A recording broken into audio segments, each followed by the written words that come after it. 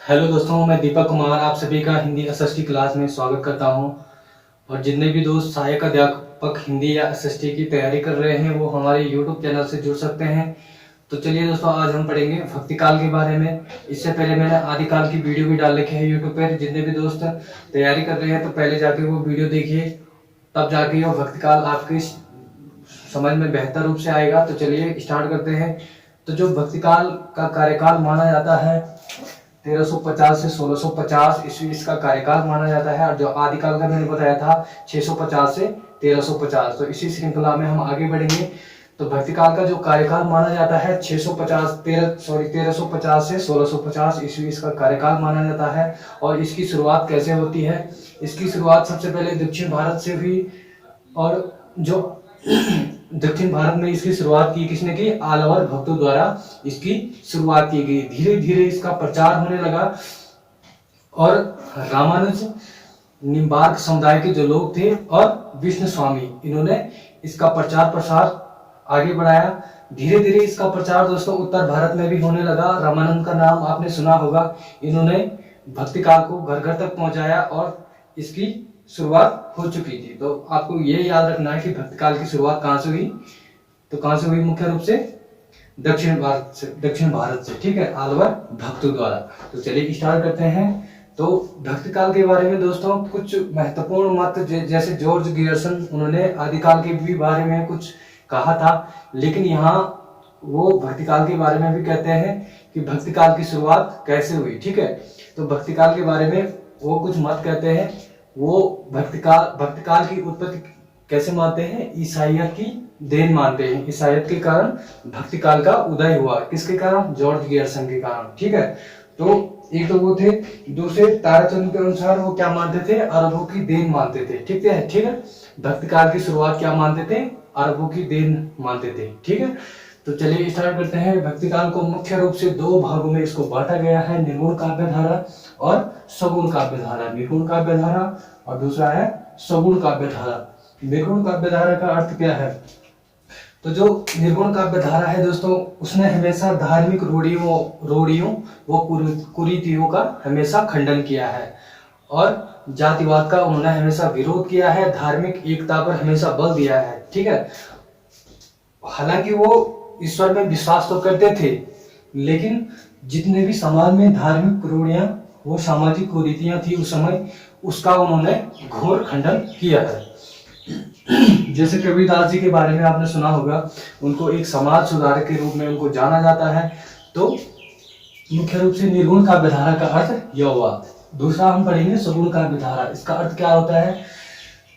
सगुण काव्य धारा मुख्य रूप से अवतारवाद में दोस्तों विश्वास करती है, ठीक है। और इसमें हमेशा ईश्वर की लीलाओं का गायन किया जाता है। तो ये आपकी सगुण और निर्गुण काव्य धारा हो गया। इन दोनों को भी दो दो भागों में दोस्तों बांटा गया है। निर्गुण काव्य धारा में क्या क्या आता है देखिए। निर्गुण काव्य धारा को दो भागों में बांटा गया है। पहला है ज्ञानाश्रयी शाखा, जिसमें संत काव्य आते हैं। और दूसरा है प्रेमाश्रयी शाखा, जिसमें सूफी काव्य आते हैं। ज्ञानाश्रयी और प्रेमाश्रयी। ज्ञानाश्रयी में संत काव्य आते हैं और प्रेमाश्रयी में सूफी काव्य आते हैं। संत काव्य में जैसे कबीर, उसके प्रमुख कवि थे ज्ञानाश्रयी शाखा के ज्ञान मार्गी कवियों का उदय, ठीक है। तो संत काव्य में कौन थे? कबीरदास जी। और सूफी काव्य में मलिक मोहम्मद जायसी, ठीक है। सूफी काव्य के प्रमुख कवि कौन थे? मलिक मोहम्मद जायसी। और संत काव्य के कौन थे? कबीरदास जी। कृष्ण शाखा की, अब यहाँ पे सगुण काव्य धारा को भी दो भागों में बांटा गया है। यहाँ पे कृष्ण भक्ति और राम भक्ति, ठीक है। कृष्णाश्रयी शाखा और रामाश्रयी शाखा। कृष्ण भक्ति के जो प्रमुख कवि थे कौन थे? सूरदास जी थे। और रामाश्रयी शाखा के तुलसीदास, जो कि रामचरितमानस का नाम आपने सुना होगा। राम के अनन्य भक्त हुए हैं कौन? तुलसीदास। तो चलिए, उस समय कुछ प्रबंधात्मक काव्य कृतियां दोस्तों पूछी जाती थी। तो दो काव्य कृतियां आपने याद रखनी है। एक तो पद्मावत, जो कि मलिक मोहम्मद जायसी द्वारा लिखी गई थी, और दूसरा रामचरितमानस। प्रबंधात्मक काव्य कृतियां क्या थी भक्तिकाल की? पद्मावत और रामचरितमानस, ठीक है। दूसरा इसमें उस समय मुक्त काव्य कृतियां थी। मैंने आदिकाल के बारे में बताया था, उस समय की जो मुक्त काव्य कृतियां क्या क्या थी, ठीक है। तो आदिकाल की जो मुक्त काव्य कृतियां क्या थी? खुसरो की पहली, सिद्धनाथों की रचनाएं, कीर्ति लदाओ, कीर्ति पताका, जो कि जिनकी रचना विद्यापति ने की थी। किस भाषा में? अवहट भाषा में की थी। और यहाँ की जो मुक्त काव्य कृतियां क्या हैं, गीतावली, कवितावली और कबीर के पद। भक्ति काल की गीतावली, कवितावली और कबीर के पद। और जो भक्ति काल में जो सबसे महत्वपूर्ण कवि हुए हैं वो कौन है, कबीरदास जी हुए हैं। और कबीरदास की शाखा के कवि थे, ज्ञानाश्रयी शाखा के, यानी कि संत काव्यों में उनका नाम आता है। और जो सबसे पहले नाम आता है वो किसका आता है, कबीरदास जी का आता है। कबीरदास जी की रचनाओं में जो मुख्य रूप से साधनात्मक रहस्यवाद मिलता है, लेकिन जो कि सूफी काव्य की जो कवित्री थी कौन, मलिक मोहम्मद जायसी, उनकी कविताओं में, जो उनकी रचनाओं में कौन सा रहस्यवाद मिलता है, भावात्मक रहस्यवाद। ठीक है, कबीर की रचनाओं में साधनात्मक और जायसी की रचनाओं में भावात्मक रहस्यवाद मिलता है। ठीक है, अब देखिए कबीरदास जी ने एक आदर्श राज्य की परिभाषा क्या बताई है, एक कैसा आदर्श राज्य होना चाहिए। कबीरदास जी ने क्या कहा है, एक आदर्श राज्य कैसा होना चाहिए, अमर देश। ठीक है, कैसा होना चाहिए, अमर देश होना चाहिए। और रैदास जी ने क्या बताया, जो संत रैदास थे उन्होंने क्या बताया, आदर्श राज्य ऐसा शहर जहां कोई गम ना हो। और तुलसीदास जी ने राम राज्य। ठीक है, तो इसको आप याद रख सकते हैं। अब आगे पढ़ते हैं संत काव्य के प्रमुख कवि। जो संत काव्य हुआ है, जो संत काव्य, उसमें सबसे महत्वपूर्ण है कबीरदास जी। ठीक है, सबसे पहले कबीरदास, नामदेव, रैदास, नानक, धर्मदास, रजम, मलूकदास, दादू, सहजोबाई। और दोस्तों जो इन सभी, जो ये सभी कवि हैं मुख्य रूप से कामगार तबके से आते हैं, सिर्फ सुंदरदास को छोड़कर। ठीक है, जो सुंदरदास जी थे वो कामगार तबके से नहीं आते हैं। और जो सभी कवि हैं वो मुख्य रूप से कामगार तबके से आते हैं। जैसे कबीरदास जी को कहा जाता है कि वो क्या थे, जुलाहा थे। नामदेव क्या थे, दर्जी थे। और रैदास क्या थे, चमार थे।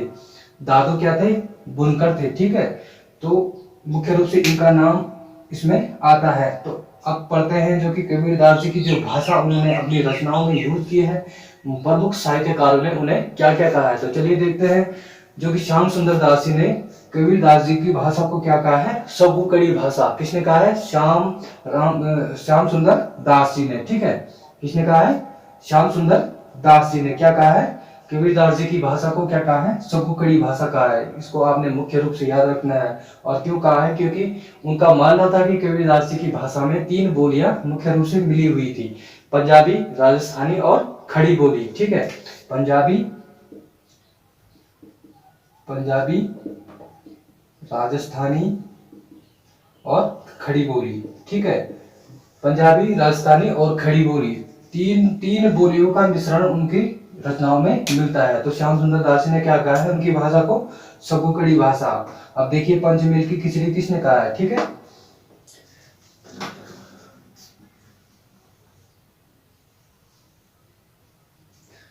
पंचमेल की खिचड़ी किसने कहा है, रामचंद्र शुक्ल ने। कबीरदास जी की जो भाषा थी वो क्या थी, पंचमेल की खिचड़ी उनके अनुसार। ठीक है, ऐसा क्यों, क्योंकि कई भाषाओं, कई बोलियों का मिश्रण उनकी रचनाओं में मिलता था। तो ठीक है, इसलिए श्याम सुंदर दास रामचंद्र शुक्ल ने पंचमेल की खिचड़ी उनको, उनकी भाषा को कहा है।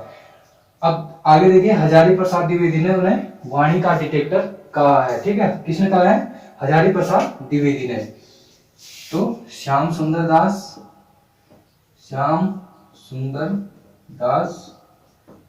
ठीक है, श्याम सुंदर दास जी ने कबीरदास जी की भाषा को सबुकड़ी भाषा कहा है। पंचमेल की खिचड़ी किसने कहा है, रामचंद्र शुक्ल ने। और वाणी का डिटेक्टर हजारी प्रसाद द्विवेदी। श्याम सुंदर दास जी ने सबुकड़ी, पंचमेल की खिचड़ी रामचंद्र शुक्ल ने, और वाणी का डिटेक्टर हजारी प्रसाद द्विवेदी ने। तो ये मुख्य रूप से आपको याद रखना है, क्योंकि ये 3 प्रश्न लगभग सभी परीक्षा में, चाहे हिंदी का आप कोई भी पेपर दे रहे हैं तो यहाँ वहां पे पूछा जा सकता है। सबुकड़ी भाषा किसने कहा, श्याम सुंदर दास जी ने। पंचमेल की खिचड़ी रामचंद्र शुक्ल ने। और वाणी का डिटेक्टर हजारी प्रसाद द्विवेदी ने। तो चलिए आगे बढ़ते हैं दोस्तों। तो अब पढ़ते हैं पद्मावत। तो पद्मावत बहुत ही महत्वपूर्ण काव्य है, जो कि हिंदी भाषा, हिंदी साहित्य का जो सबसे बड़ा महाकाव्य माना जाता है, तो वो पद्मावत को माना जाता है। और हिंदी साहित्य की इसे अनुपम निधि कहा जाता है। किसको, पद्मावत को। तो ये आपको याद रखना है, किसने लिखा है, जायसी ने लिखा है। और जायसी मलिक मोहम्मद जायसी, जो कि जायस के वो रहने वाले थे, ठीक है, जो कि मलिक मोहम्मद जायसी कहाँ के रहने वाले थे, जायस के रहने वाले थे। और जो महाकाव्य है पद्मावत किस पे लिखा है, किस पे लिखा है, चित्तौड़गढ़ के जो शासक थे उस समय, चित्तौड़गढ़ के जो शासक थे रत्न सेन, उनके ऊपर यह लिखा गया है। रत्न सेन, चित्तौड़गढ़ के शासक रत्न सेन, और जो सिंहली द्वीप की राजकन्या, जिनकी शादी किसके साथ हुई थी,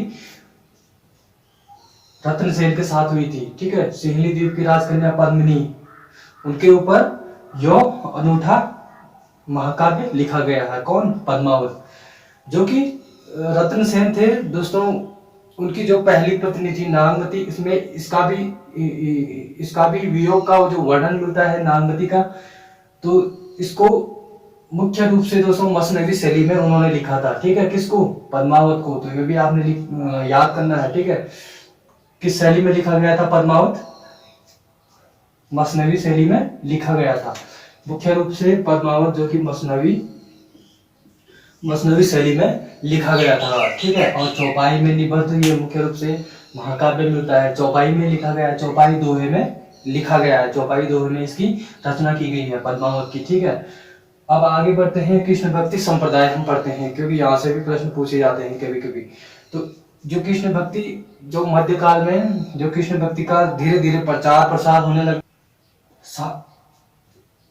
और इनमें जो सबसे महत्वपूर्ण योगदान निभाया है किसने आया है, वल्लभा संप्रदाय ने, ठीक है, जो कि वल्लभा संप्रदाय थे, उन्होंने इसमें सबसे महत्वपूर्ण योगदान दिया है। तो इनका एक दार्शनिक सिद्धांत था, ठीक है, इनका जो दार्शनिक सिद्धांत था वो क्या था, शुद्धाद्वैत, शुद्धाद्वैत। इनका जो दार्शनिक सिद्धांत क्या था, शुद्धाद्वैत था, ठीक है, इनका जो दार्शनिक सिद्धांत था शुद्धाद्वैत था, ये भी आपको याद रखना है। और उनका जो साधना का जो मार्ग कहलाता था वो क्या कहलाता था, पुष्टि मार्ग। उनका जो साधना का जो मार्ग कहलाता था वो क्या कहलाता था, पुष्टि मार्ग, ठीक है। उनका एक सिद्धांत था जिसका नाम था शुद्धाद्वैत, जो कि कृष्ण भक्ति का मुख्य सिद्धांत था, निम्बार्क समुदाय, वल्लभा संप्रदाय का, जो कि उनका सिद्धांत था, दार्शनिक सिद्धांत शुद्धाद्वैत। और जो पुष्टि का मार्ग क्या कहलाता था, जो साधना का मार्ग पुष्टि मार्ग कहलाता था, ठीक है। और पुष्टि मार्ग का जो उनका आधार ग्रंथ था वो कौन था, श्रीमद् भागवत। पुष्टि मार्ग का जो आधार ग्रंथ था उनका श्रीमद् भागवत था। तो ये आपको मुख्य रूप से याद रखना है कृष्ण भक्ति से, कृष्ण भक्ति संप्रदाय से, यहाँ से प्रश्न पूछे जाते हैं दोस्तों। चलिए स्टार्ट करते हैं पुष्टि मार्ग के प्रमुख कवि। तो पुष्टि मार्ग के जो प्रमुख कवि हुए हैं उनमें सूरदास, कुंभन दास, परमानंद दास, कृष्णदास। इनके गुरु कौन थे, वल्लभाचार्य, ठीक है, वल्लभा संप्रदाय, ठीक है। तो इनके गुरु कौन थे, वल्लभा, किसके, सूरदास, कुंभन दास, परमानंद दास और कृष्णदास। और जब इनकी मृत्यु हुई तो इनके बाद जो कि विठल दास जी वो गद्दी पर बैठे और इन्होंने 4 और शिष्यों को शिक्षा दीक्षा दी, ठीक है। विठल दास जी मुख्य रूप से इनके मरने के बाद गद्दी पर बैठे और इन्होंने 4 शिष्यों को और शिक्षा दी, चित स्वामी, गोविंद स्वामी, चतुर्भुज दास, नंददास और नंददास को दीक्षित किया। तो इनके गुरु कौन थे, विठल दास। इन चारों के, चित स्वामी, गोविंद स्वामी, चतुर्भुज दास और नंददास, इनके गुरु कौन थे, विठल दास। और सूरदास, कुंभन दास, परमानंद दास और कृष्णदास, इनके गुरु कौन थे, वल्लभा, ठीक है। तो ये आपको याद रखना है। और विठल दास जी ने अष्टछाप की, इन सबको मिलाकर अष्टछाप की रचना की। किसने, विठल दास जी ने, जो उनके अंतिम गद्दीदार थे, अंतिम गद्दी में बैठे थे, ठीक है। विठल दास जी ने इनको मिलाकर अष्टछाप की रचना की और सूरदास जी ने इनको अष्टछाप का जहाज कहा है। तो ये प्रमुख कवि, अष्टछाप के प्रमुख कवि आपको याद रखने हैं। अष्टछाप का जहाज किसे कहा जाता है, ठीक है, मैं यहाँ पे लिख देता हूं, जो कि सूरदास जी ने इन पुष्टि मार्ग के कवियों को अष्टछाप का जहाज कहा। और इन अष्टछाप की रचना किसने की, विठल दास जी ने की, ठीक है। अष्टछाप की रचना विठल दास जी द्वारा की गई और सूरदास जी ने इनको अष्टछाप का जहाज कहा है। यह प्रश्न भी काफी बार पूछा गया है, सूरदास जी ने पुष्टि मार्ग के कवियों को अष्टछाप का जहाज कहा है। तो ये आपका हो गया पुष्टि मार्ग के कवि। अब आगे पढ़ते हैं, इसमें जो निम्बार्क संप्रदाय से संबंधित जो कवि हुए हैं उनका नाम क्या था? श्री हरिभट्ट देव। जो निम्बार्क समुदाय के जो प्रमुख कवि थे वो कौन थे? श्री भट्ट हरिदास देव। दूसरा है इसमें राधा संप्रदाय।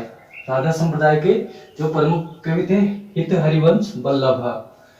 कौन थे? हित हरिवंश वल्लभ। और हरिदास समुदाय की स्थापना किसने की? स्वामी हरिदास जी ने की। हरिदासी समुदाय की स्थापना किसने की? स्वामी हरिदास जी ने की।